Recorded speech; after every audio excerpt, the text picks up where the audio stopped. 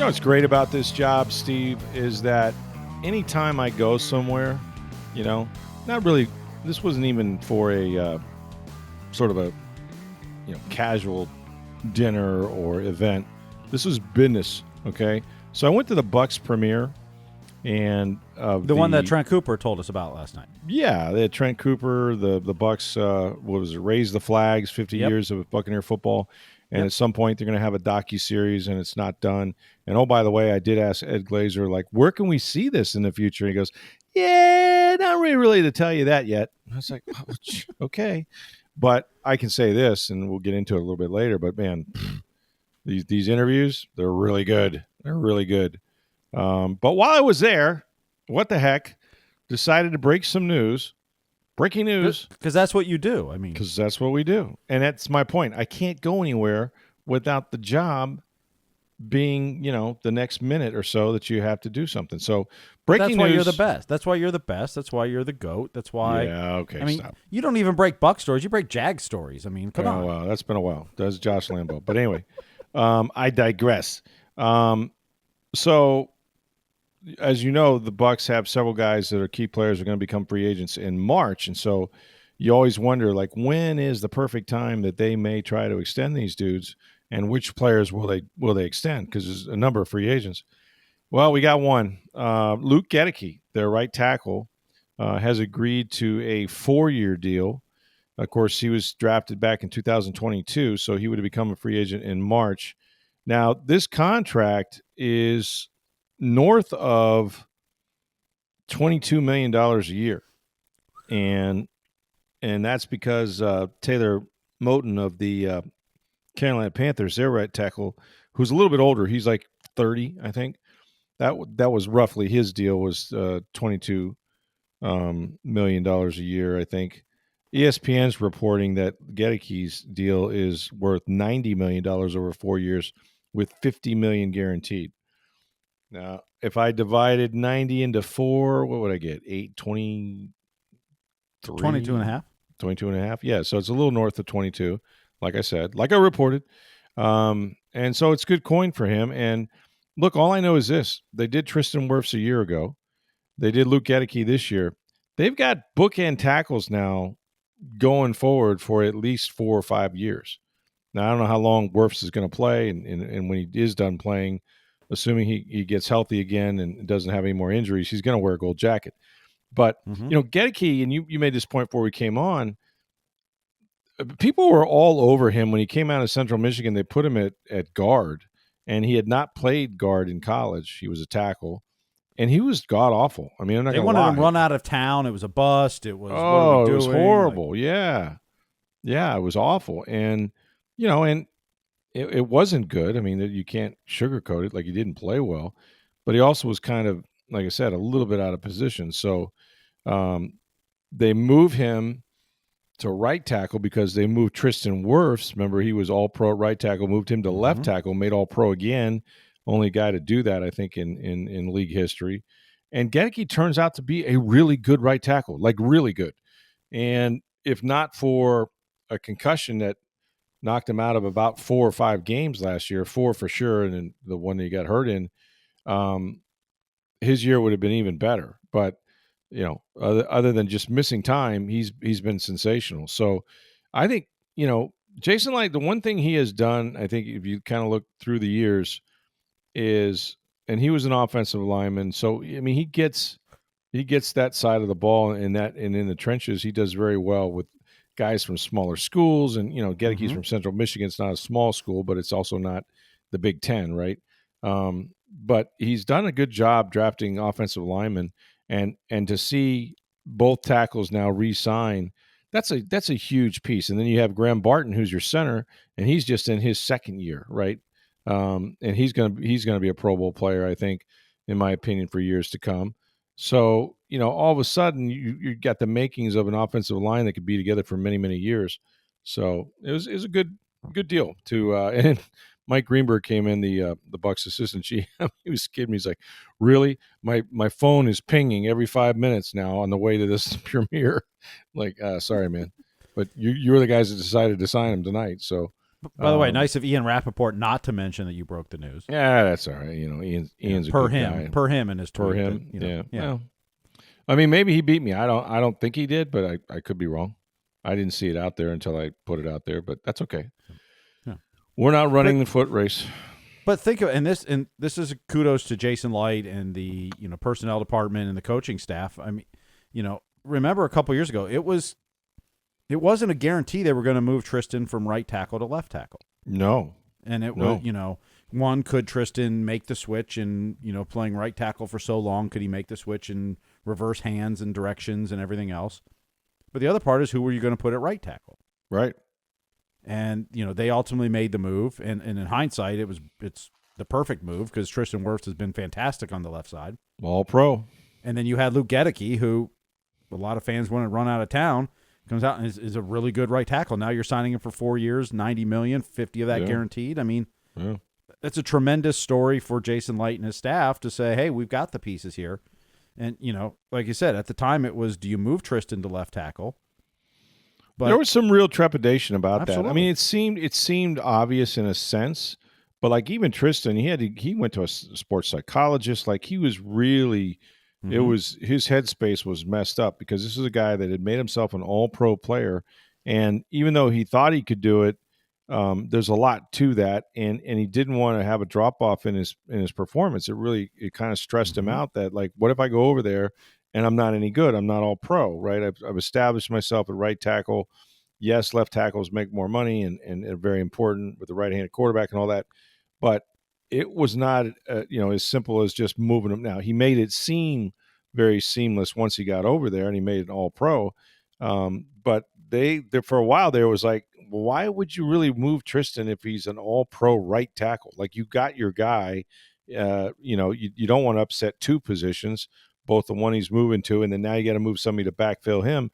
But it turned out to be the perfect solution. I mean, absolutely perfect, because Goedeke, more of a tackle than a guard. When you play inside, things happen really fast, and you got to kind of move in short spaces and things like that. He's much better on the outside. He's, with the punch that he has, and his feet are really good. So, it's just kind of worked out. But this is a luxury. Look, most teams don't have 5 good offensive linemen. Very few have 2 good tackles. And really, if Goedeke were to stay healthy and the Bucs win, I could see him making a Pro Bowl or 2 or 3, to be honest with you. I mean, he's that good. He just has to get on everybody's radar. And, Tristan takes a lot of that attention on the offensive line. But look, they've got the makings of, a good offensive line for years and years to come. I mean, Cody Mauch is still a young player. Right now, Ben Bredesen's playing the other guard spot. Like I said, I mean, Graham Barton is a young guy that's going to be good in this league for a long time. I think he could make a Pro Bowl. And that's what you got to, Jason understands you have to win in the trenches. You're not going to win football games if you're not solid up front. So it's good money spent now.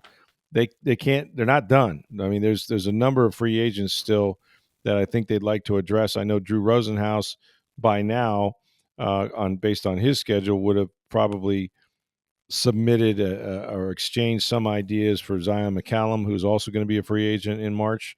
And Zion is unquestionably their top cover corner right now. He's gotten better and better each year. And so I think they'll want to do something with him here pretty quick. And sometimes it's just as simple as, you need a comp, right? You need somebody who's comparable to you that signs ahead of you, and then you can go, okay, so that's the market value. Let someone else set the market, and then you come behind him, and then you get it done. And that's what happened with Taylor Moton. I mean, even though he's older, he got $22 million a year, and it's like, yeah, but Goedeke's better and he's younger. Okay, so we're going to start at 22, bump it up from there. Boom, here you go. So that's how this deal kind of came together. So yeah, it was odd timing. I'm, writing stories on my phone as we often do, but whatever.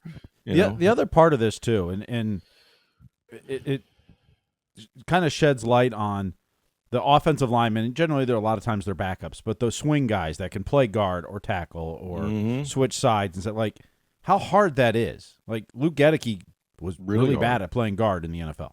Yeah, it's really But you move him to tackle, and he was really good. Tristan Wirfs goes to psychologist to worry about going from the right to left side, and those guys that are, a lot of them are backups in the swing tackles and swing offensive linemen. Like, the ability to play multiple positions on the offensive line is not just, oh, you're an offensive lineman, you can play anywhere.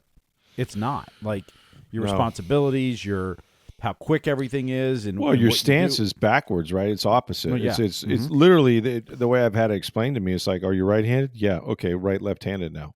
Like you have to be as efficient with one side. One hand is your punch hand on the right, the other hand is a punch hand on the left, and you can't get those mixed up or you get beat inside. So it's like, if you think about, I'm going to wake up tomorrow and I'm going to be the best left-handed writer because I'm right-handed I can be with my penmanship, it's just not going to look very good. And that's literally how I've had it explained to me is like, yeah, just do everything with your other hand and do the opposite of what you've been doing all this time. And it gets in your head. But for Tristan's to make that transition as seamless as he has, he's just a tremendous athlete to begin with. But he really did. He stressed over it. And yeah, Goedeke was not a guard. He, in short spaces, things happen a lot quicker inside. He's a little bit a heavier guy, a little heavier set guy. But if he gets his hands on you, you're not going to get around him. And he's got good enough feet to keep from getting beat inside early. So he's going to be a good player and has been a good player in this league now for the last 2 years, and then 3 years ago he was guard. So now you sign him to a 4-year deal. Yeah, you got something with those two tackles and then Graham Barton in the middle. And the guards, Malk obviously, is still under his rookie contract. Bredesen has played really well. He's a veteran. I don't know how long he'll be here. The other guy, I'll tell you what, and I wrote a story about this guy in the Tampa Bay Times on TampaBay.com. He's an amazing story. I still can't believe it, but it happens in football sometimes. And that is Ben Chukwuma, who came over to this country at 17 from Nigeria. He was a soccer and basketball player. Picture this, about 6'4". At the time, he was, went to Georgia State College. He probably weighed about 240. And they had open tryouts, and about 40 guys showed up for open tryouts of football. Mind you, he had never taken a snap. He didn't know how to buckle a chin strap, okay? But he goes out there, and a couple coaches see this big guy, and they go, yeah, you don't have to try out. You're good. Come on in here. You're on the team. But he didn't know what football was, didn't know, the ball was pumped or stuffed, didn't know, what a first down was. Like, they had to teach him the entire game because he grew up in a place that no one played it. And yet he walks on, and the first couple of years, first year was COVID, so nobody got to play. And then I think the next year he's out there, and his dad got sick, and he had to miss spring football. And typically they kick you off the team if you're not at spring football. But because of the circumstances, the coach let the players vote, and he came back on the team. And then he basically played like 1 or 2 games as a junior or 2 years ago. And then last year became a starter. And so with no more than 2 years of football, and really if you break down the games, even fewer than that, this guy goes from just a great athlete that shows up one day on campus to making an NFL roster. And right now might be their swing tackle, because during the last preseason game, he'd been playing left tackle. And in the last preseason game, they switched him during the game to right tackle. And he did really well against some highly drafted players from the Buffalo Bills. So they're high on him. So like I said, Jason Light done a great job, man. If you can keep picking offensive or defensive linemen like that, you'll be around a long time, and he has already. But yeah, I'm happy for Luke. I mean, it was a good deal all around. So I want to talk to you about this premiere coming up in just a second. But first, get on down to Breitling Boutique. I've told you about this place. They're in International Plaza Mall. They've been there for more than 5 years. Of course, the Breitling company has been making Swiss watches now for over 140 years.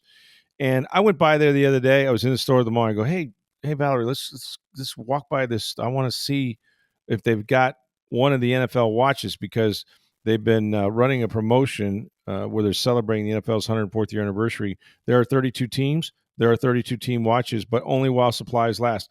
Guess what?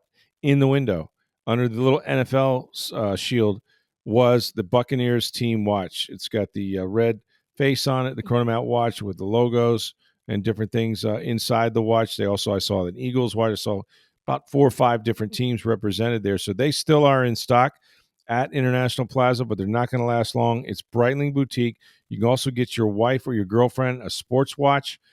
These things are durable as hell. They look really beautiful, and she can pick her own wristband from an array of colors. Breitling Boutique, International Plaza Mall.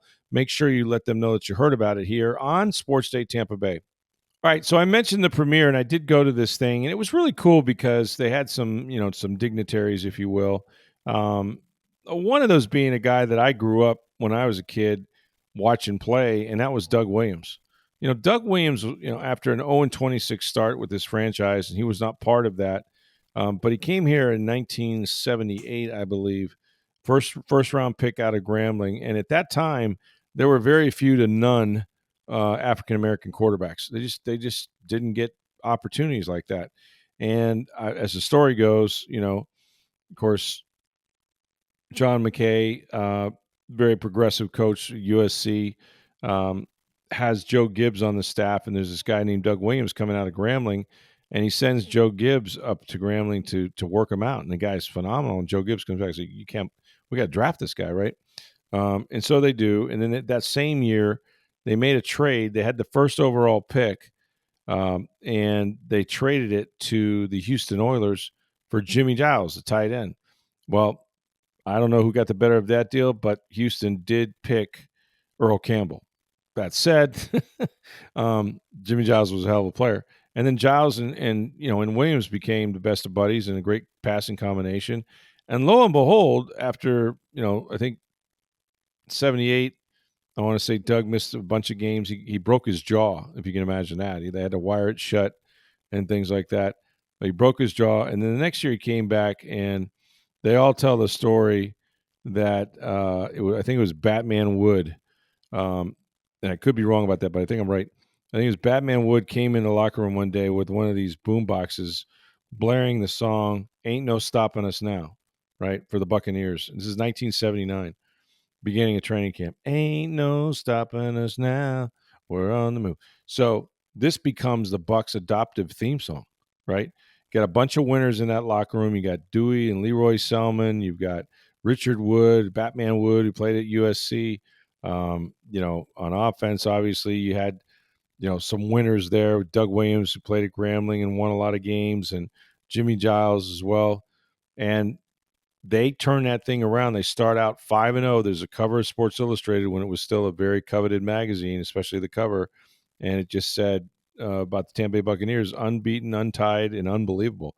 5-0 start. Then they have kind of a swoon towards the end of the season. They need to win one more game. I think they lost 3 in a row. And they wound up playing the Kansas City Chiefs, had to win to make the postseason, monsoon.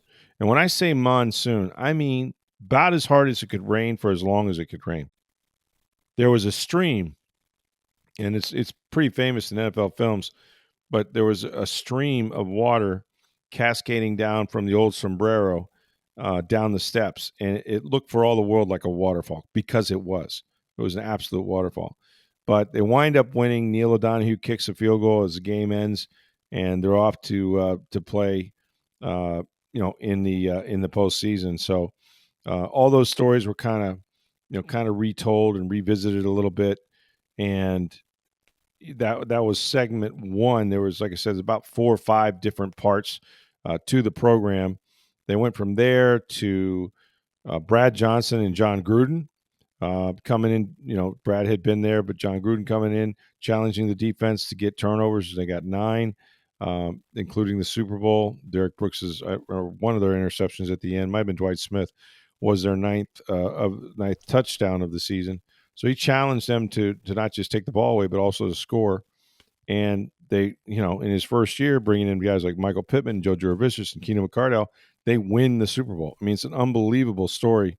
And so, John's up there trying to describe that it all began because of the tuck rule. Like I think we talked to Trent Cooper about this.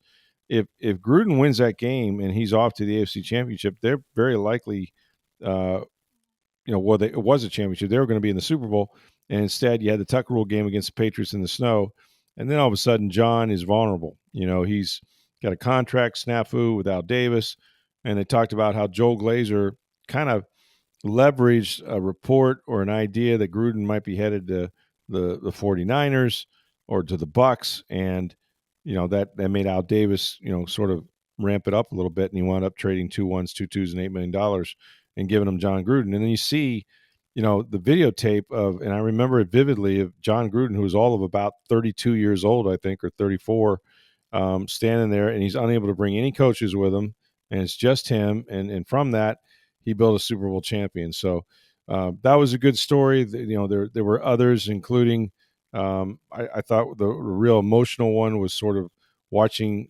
Mike Evans relive that final play of last season in the regular season that gave him over 1,000 yards for the 11th straight season, allowed him to tie Jerry Rice.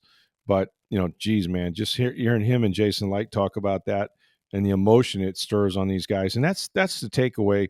I can't wait to see this premiere. I don't know where they're going to air it. I don't know how the casual fan, if that's the name, will have a chance to watch it, whether it's going to be on Netflix or they're going to stream it, or what exactly is going to be a box set. I don't know.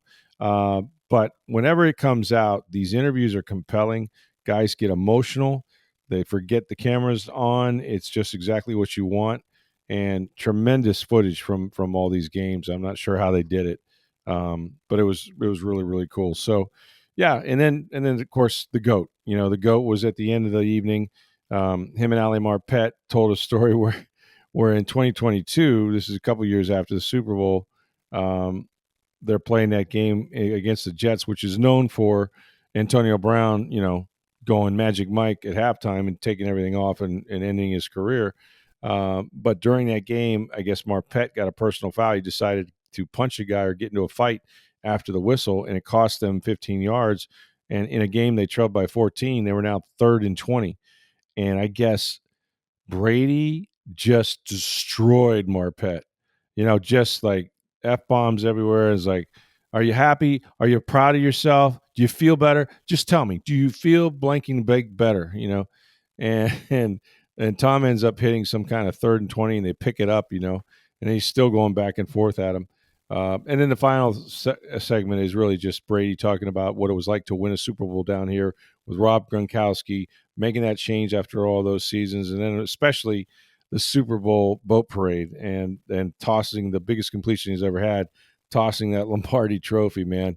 So it was entertaining. They were funny. They were engaged. It was great conversation. It's going to be, whenever this docu-series is out, and I don't know how many parts, 10, 12, hell, I don't know, maybe 100.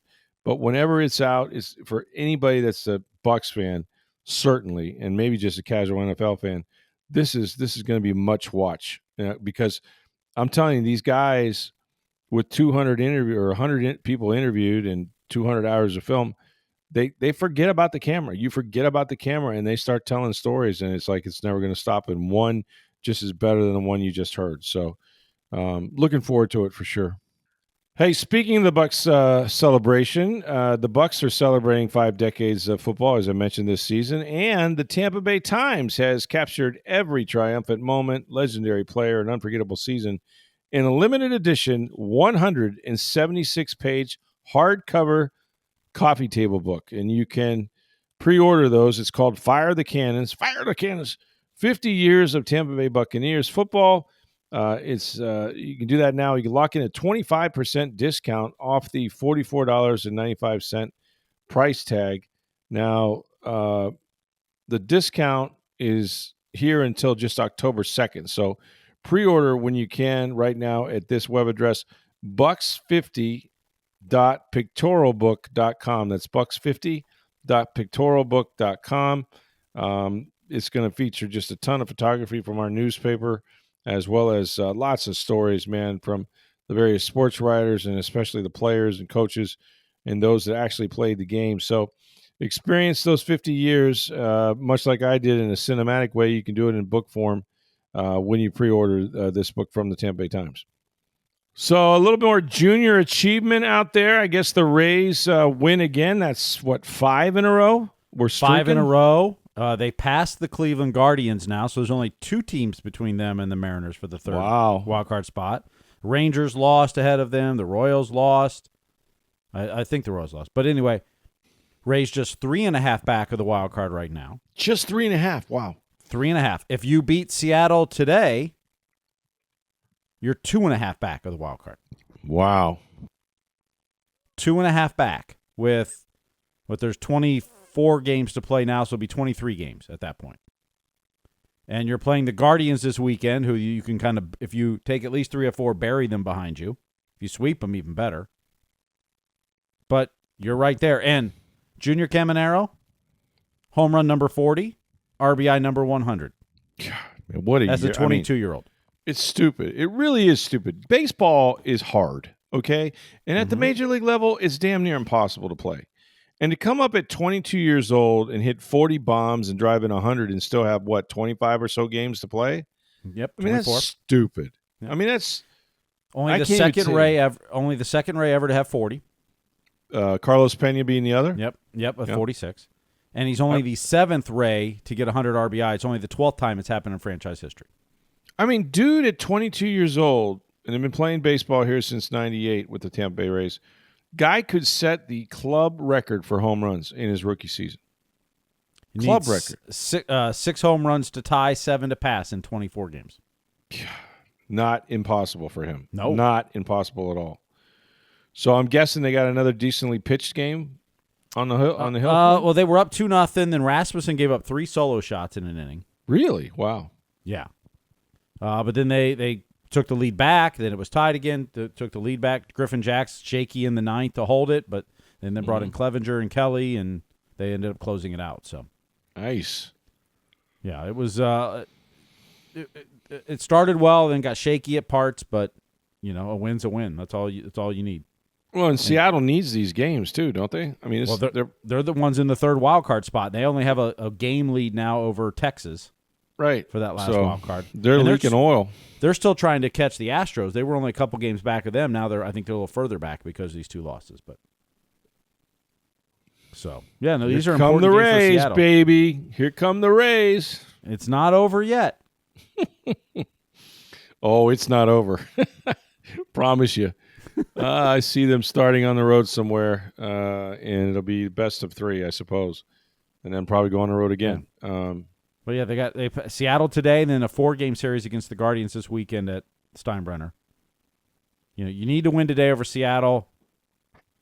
You'd love to sweep. Get that sweep, you'd love to sweep Cleveland, That's but huge. You sweep Seattle, take 3 or 4 from Cleveland. Pick up another game on Cleveland. Yep. Yeah, that would be 6-1 on the homestand.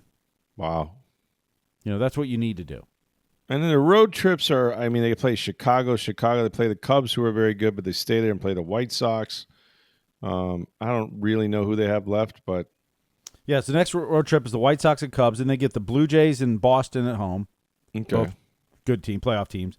Yeah. And then you're on the road at Baltimore and Toronto to end the season. Yeah. That's a little tough. That's a little tough in your division because those teams aren't afraid of you, but you shouldn't be afraid of them either.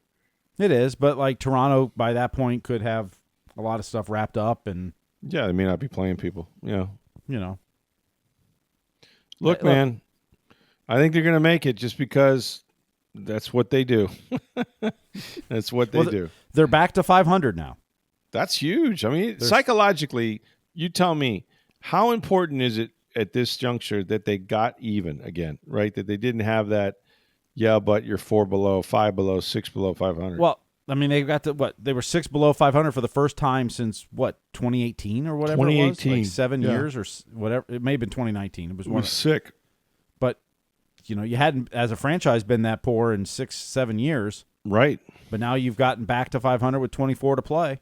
Incredible. You could finish 24 games above 500.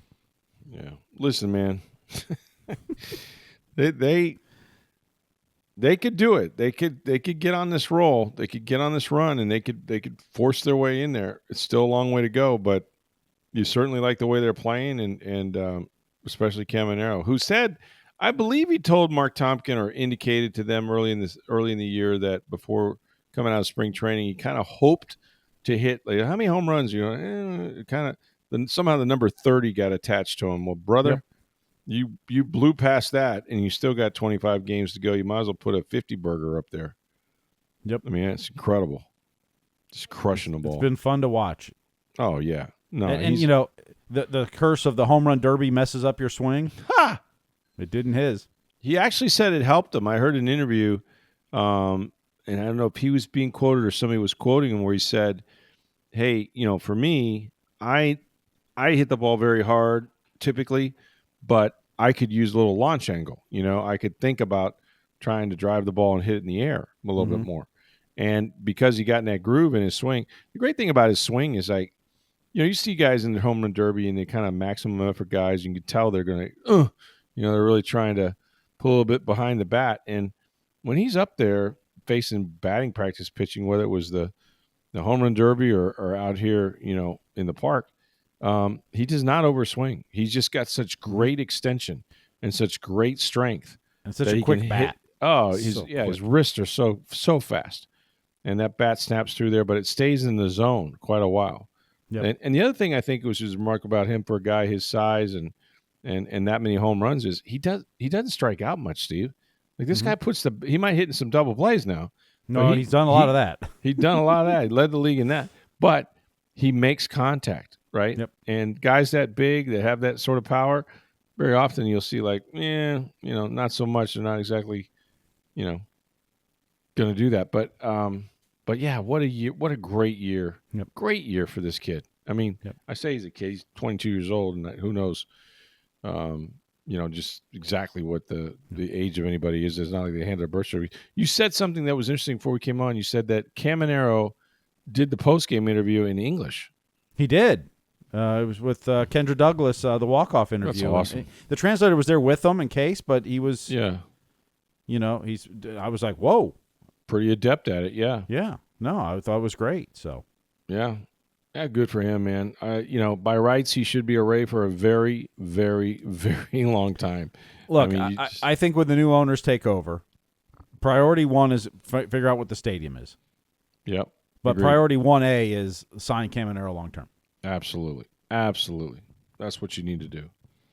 Stu Sturmer's not going to do. He's not going to, sign the contract for the new owners at this point. So, right. That'll be over this offseason. I would anticipate the Rays engaging him on that. And Caminero earlier this season said, there hasn't been any talks, but then again, the team's being sold, so it makes sense as well. So yeah, they got to get a look at the books and all of that and try to figure out what direction they're going to go. But I think I know where it'll go.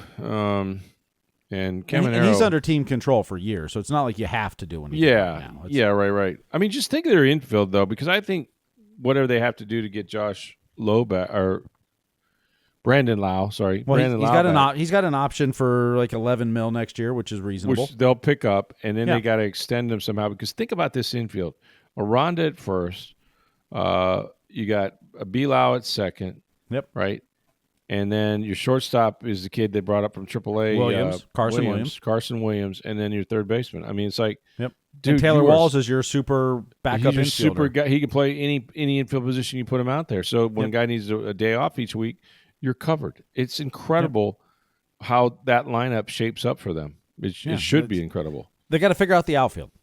They do. What is Josh Lowe? I'm not sure. That's the one guy. 2 years ago, it was like, oh, this dude, he's the dude. And then had to fall off last year, and I thought he was going to have that bounce back year, and he really didn't. Although lately he's hit a few home runs, and has made better contact, so maybe he's rediscovered something. But man, he looked for all the world like he was going to be their everyday right fielder for a long time. Mm-hmm. I mean, that's what Is it DeLuca? Is it Palacios? Is it Mangum? Yeah. Is it Simpson? Yeah. Or and Palacios is up again. Is this where they look to add?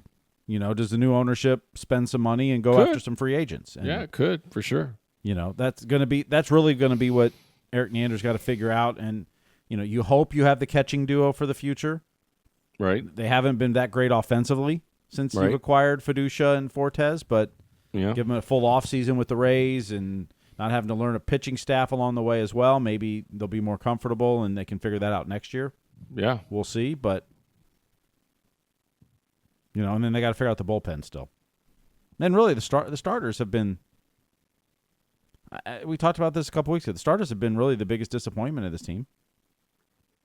You thought they had such strength, and they haven't been bad, but they weren't great. Outside Rasmussen. Yeah, they weren't great. I think Boz, had a couple good weeks, and then he kind of fell off, obviously. Yep. But losing Shane McClanahan early on, I mean, psychologically that was a blow, and then Absolutely. you trade away, one of the better arms in your organization because he just wasn't getting over the hump with you. So there's been some definite shuffling over there going on. And you traded Littell as well because he was going to be a free agent. Because he's a free agent, yeah. So, but Ian Seymour's looked great. He has. Absolutely, he has. So, yeah. Eric Anders they've got some things to figure out this offseason, but they still have a shot at the postseason this year. So, and they're not giving up. They are not giving up. I heard Neander on an interview the other day, and it's like, well, you look at the record, and this is before the 4-game or 5-game winning streak, or whatever. He goes, you kind of want to go down 2 tracks at once. Give them a chance to, still make this an incredible run at the end, but then also recognize, the future. And so they're kind of walking that tightrope. But these guys will make those decisions much easier if they keep winning. Much easier. Yep. The only time there's a decision that needs to be made is what? When you lose. It's like, okay, what do we do now? Yep. But, they will not go away. And given my particular, belief, I'm pretty sure they're going to be fighting it until the last week, man, just to keep things tense around here. But I'd rather see them play well than not play well, if that makes sense. Oh, and absolutely. I think they're kind of settling on the core of their team for years to come. When you look at that infield and you look at some of those outfielders, like, this guy's going to be here a while, I think. That's your hope. I mean, most of them are under team control and young. So if they're moving on from someone, it's because they've traded them or done, they found a way to something. upgrade, or found a way to upgrade, or they got better. Yeah. And really cool too this week. We didn't talk about it yesterday, but seeing the fans' tributes to Randy Rosarena, first time back in Tampa since the trade last year. They played in Seattle a couple times, but it's a shame it wasn't in the Trop, so that the left field stands could be full. You would have loved to have had Randy land, but out there, there's there's just a couple rows there in the standing room only out there. Yeah. But really cool tribute. He's really, enjoyed it, tipped his cap, and yeah, it was quite an ovation. And I, Boz stepped off the mound and let him have his flowers, and then they played another tribute when he ran out to left field, so that guys weren't caught up in it in the dugout or whatever. But no question, he was one of the more entertaining players that the Rays have ever had. And I can see why he was beloved, because he plays with so much joy, when he's playing, and he struggles at times too, but like you just love to see him in big moments, and how can you forget how he burst onto the scene, right? Guys hitting freaking bombs, every night. So he broke on the scene basically in the World Series. The World Series, that whole playoff. He hit like 10 home runs, I think. Yeah, he didn't even play enough games that year to use his rookie status up, so he won Rookie of the Year the next year. Yeah, it's crazy, man. Dude's already a star, World Series hero, and then he becomes Rookie of the Year or whatever. But so, and that smile, it's infectious. It's disarming. It's everything you want in an athlete or an entertainer, to feel that appreciation. And fans had a great relationship with him, so definitely happy for him. One quick note on college football, and we're all excited. Week 2 is this week, but obviously the NFL starting this week as well. Mm-hmm. Chris Felica, formerly of ESPN, now Fox. It's the first time since 2006 preseason AP poll that Florida, Florida State, and Miami are now ranked all in the top 15. That's crazy. My God, it was an annual occurrence. Yeah. 19 years for all 3 teams to be in the top 15. Florida State moved up to 14. Florida and Miami both ahead of them, but well, I know another team that'll be ranked if they knock off Florida. Well, that would be USF. They got votes this week. I think 33rd place if they extended that out based on the votes. Not bad. Yeah, big win over Boise State. Yeah, they go ahead and knock Florida, they'll be a top 25 team, no question. Yeah, for sure. That game's going to be interesting to me because, DJ Lagway is very talented, and if he stays upright and he stays healthy, he can put it on you a little bit. But man, I think what's going to happen is that South Florida is just going to wear down. But pound for pound, you put South Florida starters out there, that defense is not afraid of anybody. Like they hit and they hit and they hit. Whether they get tired and the size of the roster and everything, that starts to wear, who knows? But I give USF a puncher's chance in this game because I still don't know what Florida is. You know what I mean? They won some huge games down the stretch last year, but Lagway's been kind of inconsistent, and I just don't know who they are yet. Yep, and they played LIU, so you really can't take much out of that. Yeah, you can't take one, anything so. from that. No, that's a preseason game. That's silly. Yeah. So, but now USF has to go on the road as well, so that's part of the factor. They do too. So. Yeah, they do. And granted, not far up the road, but right, but it's still a trip, and they got to play Miami after that. Yep. So quite the gauntlet for them. Lots of college football, man. Football is back. We got a game on Thursday night. We got tomorrow night. Cowboys. Tomorrow night's the first game. That's right. Yeah, pretty incredible, man. And another one on Friday. This will be the last year they do a week 1 Friday game. The NFL confirmed today that they will not do that next year. Now, is that the one Kansas City's playing in South America? Yes, correct. Okay, got it. So they will not play a game on Friday next year, and that has to do with the Sports Broadcasting Act of 1961. Of course, I remember it very well. I don't remember anything about it. It makes it illegal for the NFL to play Friday games beginning the second week of September through the end of November. And that is to save high school football, folks. Nothing else, nothing less. And I think it's a good rule. Yep, I really do. Because if you've ever had a son or a daughter in high school, you know how valuable that experience is, and it's Friday Night Lights, man. That's when you do it. And they can't play on Saturdays till December as well. That's all part of this act. But they did it last year and this year because Labor Day was so early. Right. The first Friday was after Labor Day in September, so that one's not covered. It's the second Friday in September that makes it illegal. So next year Labor Day becomes later, September 7th, I believe. Got it. So the Friday on the 5th, they would have to play that game on the 5th to do a Friday one. And then the Black Friday game, they start at 3 o'clock because 80% of the game has to be over before 6 o'clock based on that rule. I love it. Which is why that game's at 3 o'clock, not at, prime time. There's a lot of rules, man. A lot of rules in the NFL. Hard to follow. Yes. Not hard to follow will be the Rays playing Seattle again. We'll see if they can make it, 6 in a row if they win? That's correct. That would be quite they'd be going streaking is what they would be.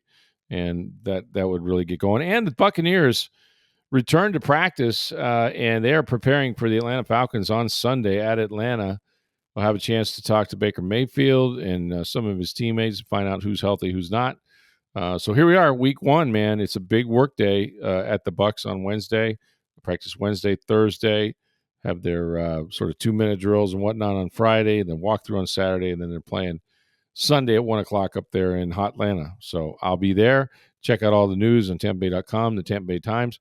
Hey, make sure that you go see our friends at Breitling Boutique, International Plaza Mall. Check out the NFL watches there. All 32 teams represented while supplies last. Men's and women's watches. It's Breitling Boutique, and let them know that you heard about it on Sports Day Tampa Bay. For Steve Versnick, I'm Rick Stroud, Tampa Bay Times. Have a great day, everybody.